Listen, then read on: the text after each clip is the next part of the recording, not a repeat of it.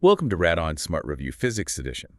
We're diving deep today into, well, the absolute bedrock of external beam radiation therapy. Yeah, the core calculations, the stuff that makes sure we deliver the precise dose the doctor prescribes, exactly where it needs to go. Absolutely. That's right. Radiation physics calculations aren't just, academic exercises. They are non-negotiable for patient safety and treatment effectiveness. Right. Without these, we're basically flying blind. So today, we're walking through the essential calculations, the ones that form the foundation of clinical practice, and, are absolutely critical for those board exams. Think of this as putting on our physics detective hats. Okay. We're decoding the language of the linear accelerator, understanding how dose behaves in the patient, and mastering the tools we use to measure and control it. It's about translating these sometimes complex physics principles into practical, actionable steps. We've got a solid plan. We'll start with the crucial first step of accurate measurement, understanding ionization chamber corrections, for temperature and pressure. CTP. Got it. Then we'll tackle the heart of treatment delivery, calculating monitor units, or MUs. For both SAD, Source access distance, SSD. or surface distance setups. Exactly. And we'll explore how dose changes as the beam penetrates tissue, and finally, how beam geometry impacts field size at different distances. These calculations are just fundamental, aren't they? It's like the physics equivalent of anatomy for surgeons. You just have to know them cold. You really do. Okay, let's unpack this and start with our trusty dose detectors, the ion chambers. Right. So our primary tool for measuring radiation dose in clinical practice, especially for absolute dosimetry, like calibrating our linear accelerators, is the ionization chamber. Okay. These chambers contain a small volume of air, and when radiation passes through, it ionizes the air molecules, creating an electrical signal we can measure. And these chambers are typically open to the atmosphere, right? Like the vented Farmer-type chamber you'd use for a machine output check, that kind of thing. Exactly. Most chambers used for relative or absolute dosimetry are vented. This means the air inside the sensitive volume is, it's in thermal and pressure equilibrium with the surrounding environment.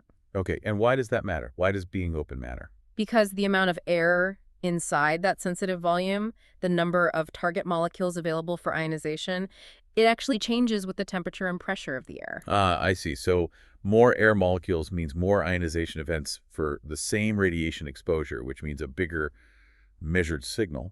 Precisely. And less air, smaller signal.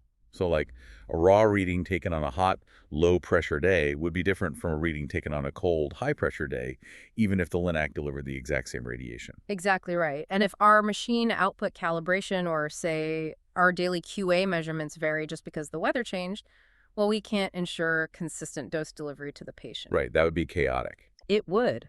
This is why we need to correct our raw ionization chamber reading back to a standard reference condition. This ensures our measurements are comparable day to day, year to year, independent of the local environmental conditions. Okay. And this correction factor is universally known as the CTP factor. CTP for temperature pressure correction. It essentially normalizes the measured charge to what it would be under these specific, defined standard conditions. Okay, so what are these standard conditions, and how do we actually calculate this CTP factor to, normalize our readings? Good question. The standard conditions for ion chamber calibration detectors are almost always 22 degrees Celsius and 760 millimeters of mercury. 22C, 760 millimeter JHG. Got it. That temperature and pressure define the reference air density. The CTP factor is calculated using a formula that accounts for how your measured temperature and pressure deviate from these standard values. Okay, let's walk through the formula, maybe piece by piece. Sure. The CTP factor is the product of two ratios, one for temperature and one for pressure. For temperature, the density of air is inversely proportional to its absolute temperature. So the correction needs to scale the measured signal from the measured temperature to the standard temperature. We use Kelvin for temperature in gas laws, remember? Right, at 273.15 to Celsius. Exactly. Standard temperature is 22 degrees Celsius, which is 273.15 plus 22. So 295.15 Kelvin. Okay. Your measured temperature T in Celsius is 273.15 plus T in Kelvin. So the temperature correction component is the measured temperature in Kelvin divided by the standard temperature in Kelvin. Measured Kelvin over standard Kelvin. Yeah. Makes sense. And for pressure. Their density is directly proportional to pressure. Higher pressure, denser air. So the pressure correction component needs to scale the measured signal from the measured pressure to the standard pressure. Standard pressure is 760 millimeters of mercury. Your measured pressure is P. So the pressure correction component is standard pressure divided by measured pressure. Standard P over measured P. Okay, so we just combine those two ratios by multiplying them. Exactly. The full formula for CTP is, open parenthesis, the quantity 273.15 plus the measured temperature in Celsius, close parenthesis, divided by open parenthesis, the quantity 273.15 plus the standard temperature, that's 22C, close parenthesis. Okay, that's the temperature part. And D, that entire temperature ratio is then multiplied by open parenthesis, the standard pressure, 760 millimeters of mercury, divided by the measured pressure, close parenthesis. That formula looks a bit intimidating, written out with all the words, but broken down, it's really just like you said, measured Kelvin, standard Kelvin, times standard pressure, measured pressure. Precisely. So the workflow for applying this in practice is pretty straightforward. First, before you take your reading, you note the environmental conditions. The temperature in Celsius and the atmospheric pressure, usually in millimeters of mercury. You'll typically have a thermometer and a barometer nearby, or maybe look up local conditions. Right, check the weather station. Step 2. Plug these measured values into the CTP formula using 295.15 Kelvin, or 22C, for standard temp, and 760 millimolars G for standard pressure. Calculate the CTP factor. Okay. Then step 3. Your corrected reading, which is the value you actually use for output checks or calibration, is your initial raw reading from the electrometer multiplied by that calculated CTP factor. Seems straightforward enough, but, errors happen. How can you quickly check if your calculated CTP factor makes sense? Like a quick sanity check. Yeah, that's essential. A simple logic check using the air density concept works really well. Think about it. If your measured temperature is higher than the standard 22C, the air in the chamber is less dense than standard, right? Hot air expands. So you would have collected less charge for the same dose. To correct this, you need to increase your raw reading, meaning the CTT factor must be greater than 1. And in the formula, the temperature ratio, measured Kelvin, standard Kelvin, will be greater than 1, pulling CTP up. Makes sense. Now, if your measured pressure is higher than the standard 760 millihg, the air is denser than standard. Okay, more packed in. So you would have collected more charge for the same dose. To correct this, you need to decrease your raw reading, meaning the CTP factor must be less than 1. And in the formula, the pressure ratio, standard pressure, measured pressure, will be less than 1, pulling CTP down. Got it. So you can predict if CTP should be above or below 1, just based on T and P relative to standard. Exactly. If T is high and P is high, the temp part pushes CTP up, pressure part pushes it down. If T is low and P is low, temp pushes down, pressure pushes up. High temp and low pressure both push CTP above 1. Low temp and high pressure both push CTP below 1. It's a good quick check. Clinical pearl time. Forgetting or messing up the CTP calculation is a classic pitfall, right? Yeah. It doesn't just affect one measurement. It systematically biases all subsequent calculations that rely on that output measurement. Oh, absolutely. Like, if you miss the CTP correction for your daily output check, every single treatment delivered with that machine that day will be at a slightly incorrect dose level, potentially impacting every patient.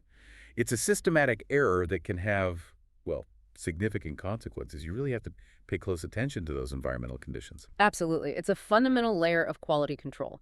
It ensures the dose traceable back to the standard is accurate every single day. All right, so we know how to accurately measure the dose output of the machine using a corrected ion chamber reading. Now, how do we tell the linear accelerator exactly how much radiation to deliver to a patient to achieve the dose prescribed by the doctor? This is where monitor units, or MUs, come in. Yes, MUs. The linear accelerator's own unit of output. Basically, the machine delivers a certain amount of radiation energy for each MU it counts. Our job as physics professionals is to convert the prescribed dose in centigrade at a specific point in the patient into the appropriate number of MUs. And this calculation is, well, it's arguably the most critical one performed daily in clinical physics, right? Yeah, I'd say so. The conversion rate, the sort of dose per MU, isn't fixed. It depends on many factors. It depends on the beam, the machine settings, the patient's geometry, any modifiers in the beam path. Lots of things. And a major factor affecting this calculation is the patient setup technique relative to the machine's isocenter. The two main techniques are SAD, source axis distance, and SSD, source surface distance. Let's start with this SAD setup. That's also known as the isocentric setup. Okay. In this technique, the patient is positioned so that the point where the dose is being calculated, often the target volume's geometric center, is placed right at the machine's isocenter. And the isocenter is that fixed point in space that the gantry, couch, and collimators all rotate around. Exactly. The distance from the radiation source within the linac head to this isocenter is the SAD, and it's constant, typically 100 centimeters on modern machines. Okay.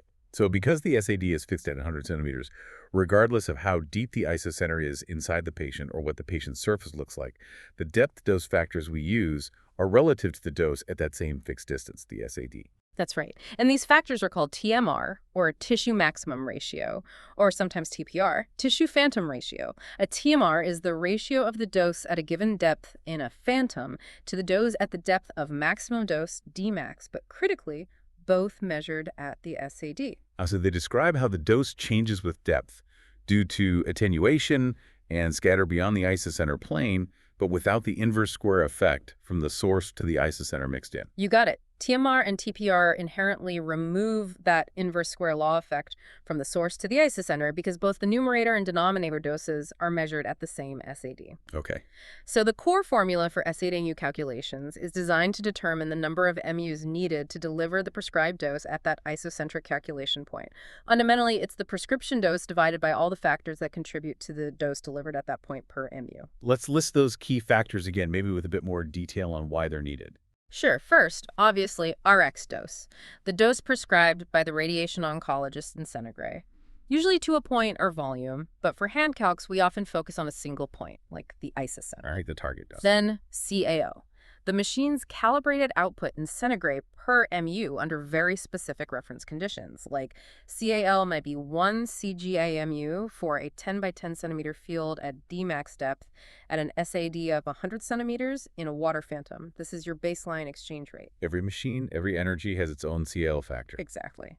Defined during commissioning.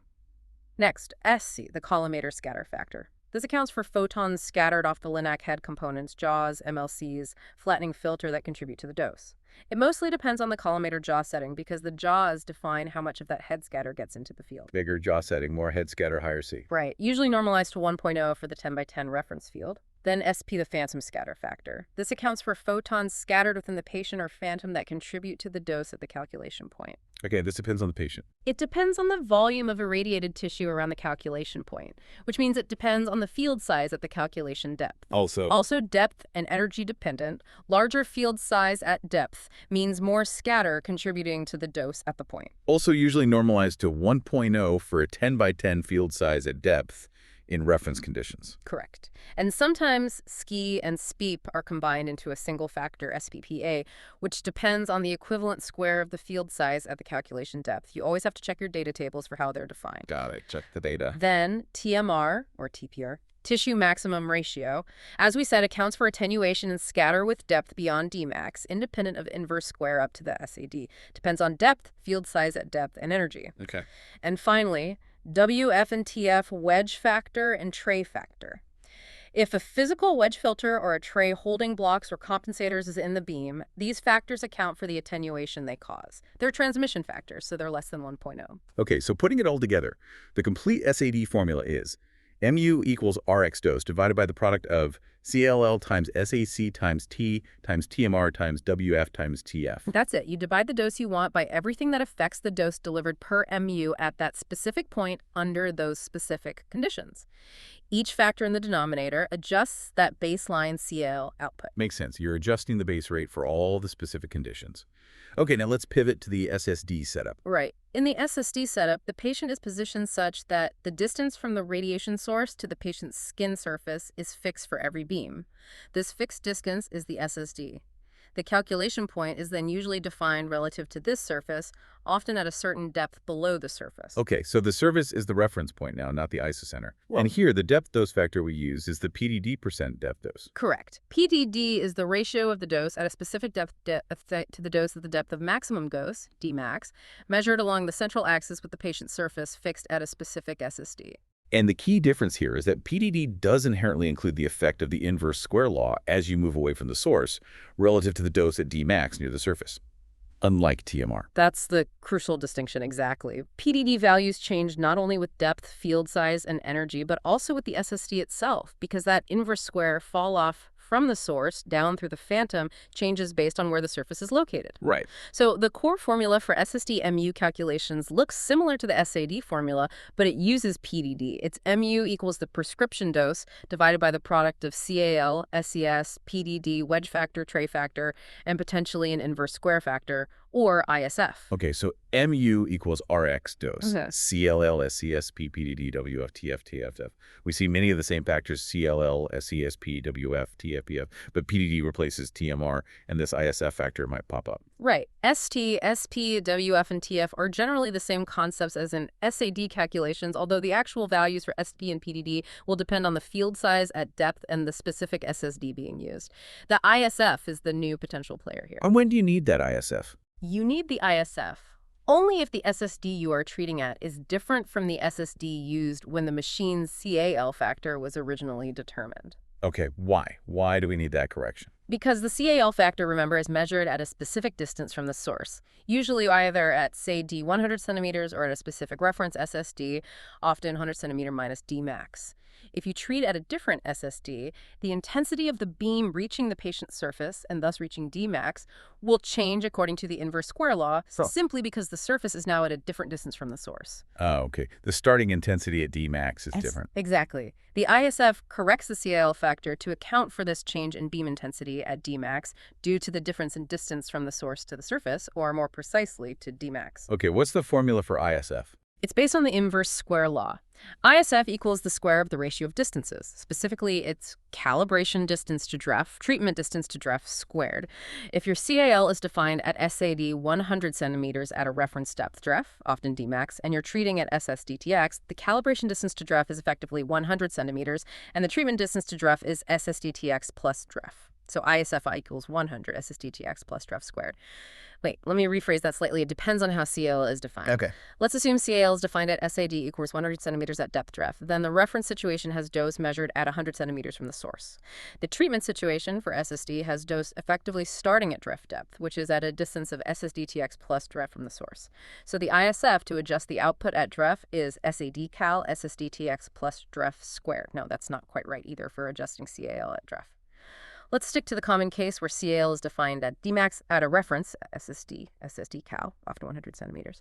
Then ISF, SSD tal plus Dmax, SSDTX plus Dmax squared. Yes, that's better.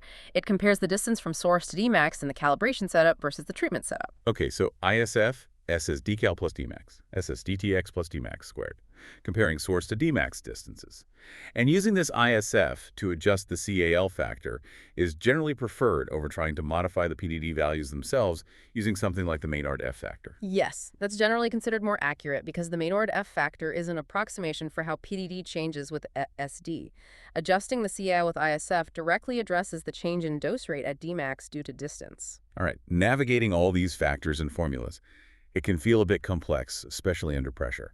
Let's try to put together a systematic approach, like a checklist, for solving any MU calculation problem. Good idea. This framework should work whether you're doing SAD or SSD. First, number one, identify the setup. Is this an SAD calculation, isocentric, target at 100 centimeter, or an SSD calculation, surface at a fixed distance? This immediately tells you whether you'll be using TMR TPR or PDD and whether you need to even think about ISF.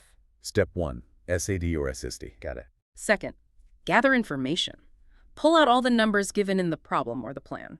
What's the RX dose in a CGG? What's the beam energy? What's the calculation depth, D? What's the field size defined by JAWS or MLCs?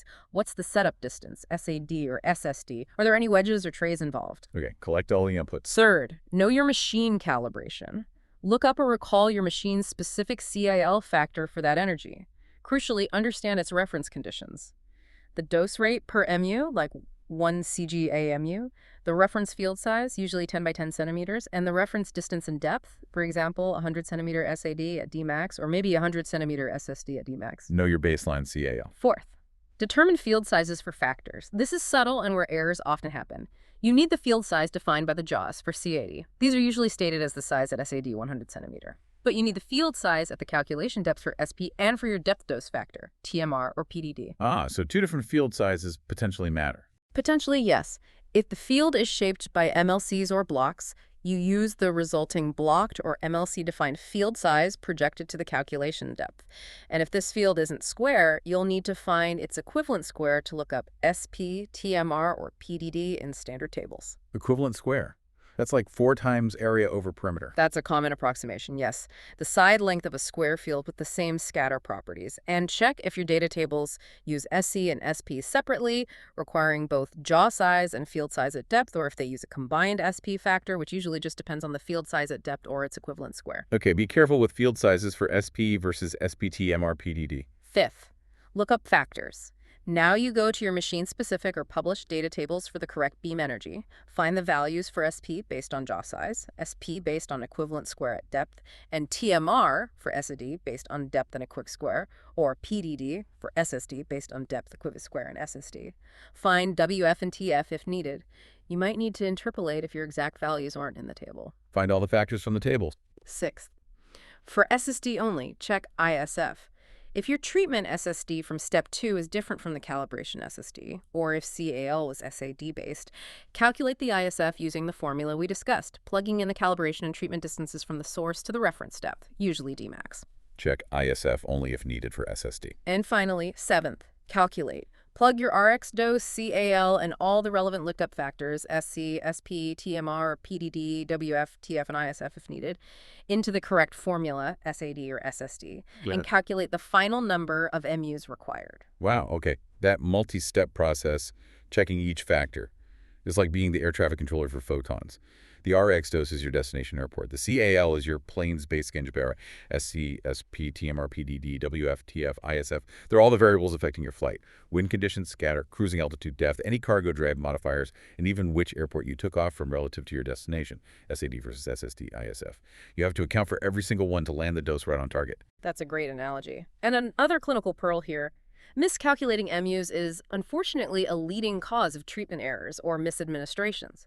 Errors can creep in anywhere using the wrong formula, SAD versus SSD, grabbing the wrong factor from a table, mixing up CC and subfield size dependencies, forgetting ISF, or just a simple arithmetic mistake. And a wrong MU value means the patient gets either too much or too little dose to the entire treated volume for that field, which could compromise treatment effectiveness or increase toxicity. That's why independent checks, second calculations, and verification systems like pre-treatment IMRT QA are absolutely vital in clinical physics. Absolutely crucial for safety. Okay. So we figured out how to measure beam output accurately and how to calculate the machine command, MUs, to deliver a specific dose at a specific point. But what if you already know the dose accurately at one point along the central axis, say at Dmax or isocenter, and you need to figure out the dose at a different depth along that same central axis? Ah, yes, our dosimetry GPS, navigating dose within a single beam profile. This is incredibly useful clinically. For instance, your prescription point might be at isocenter or Dmax, but you need to know the dose being delivered to a critical structure like the spinal cord or brainstem located at a different depth within that same beam field.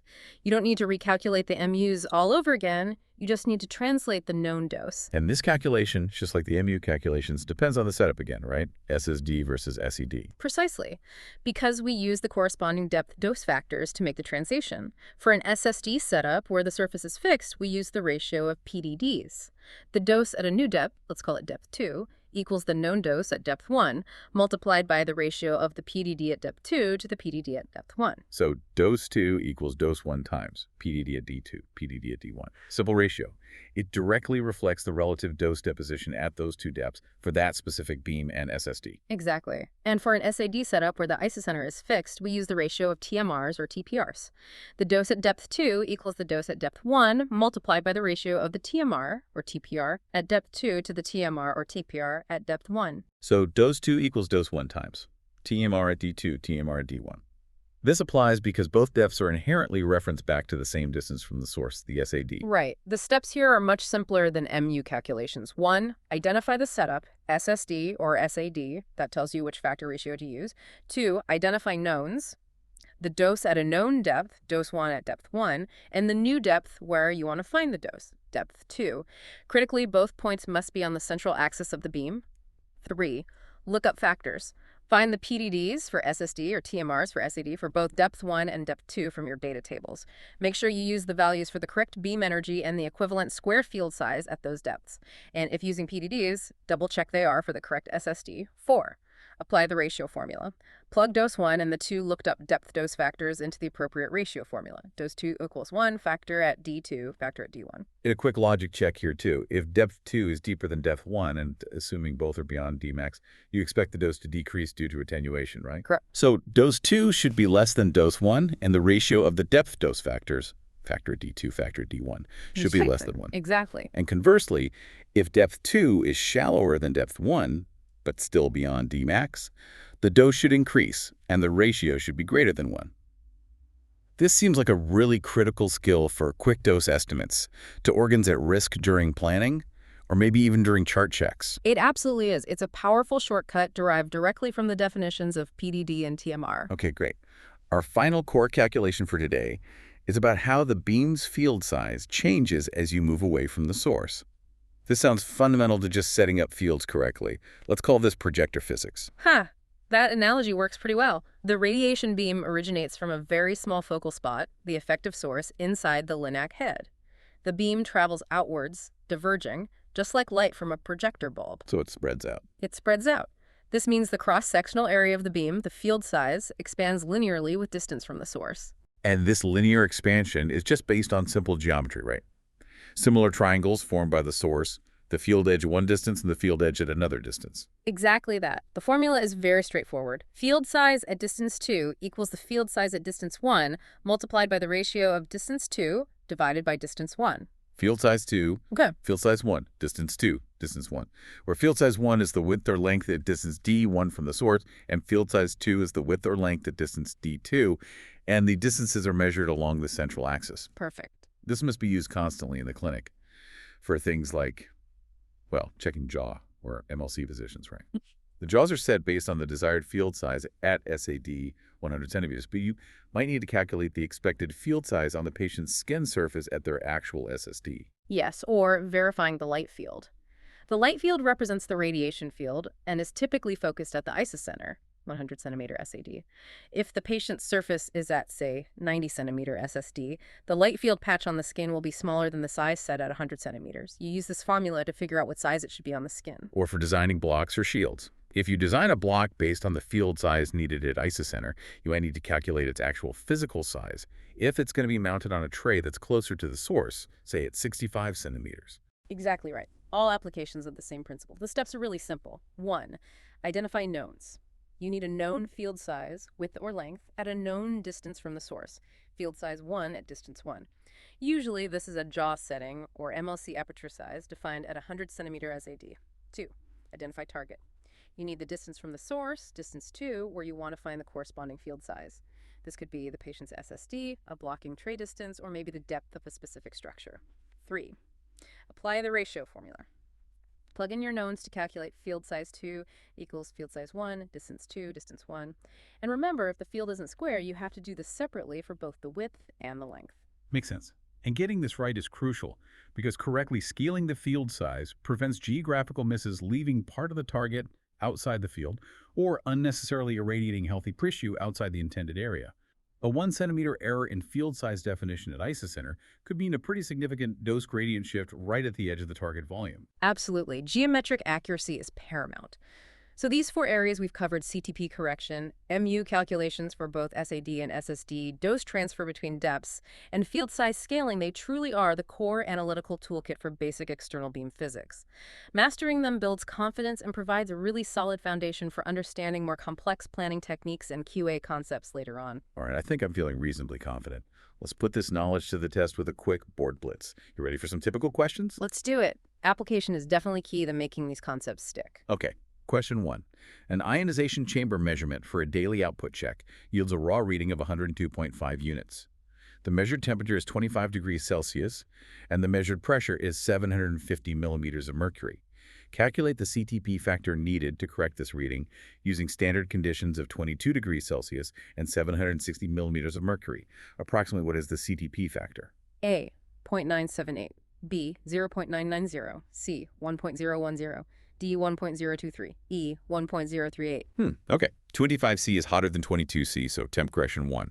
750 millimilli Hg is lower pressure than 760 millimilli Hg, so pressure correction is also 1. The total CDP should be greater than 1. Let's plug it in. Let's apply the formula. CTP 273.15 plus T minus 273.15 plus TSTD. Right.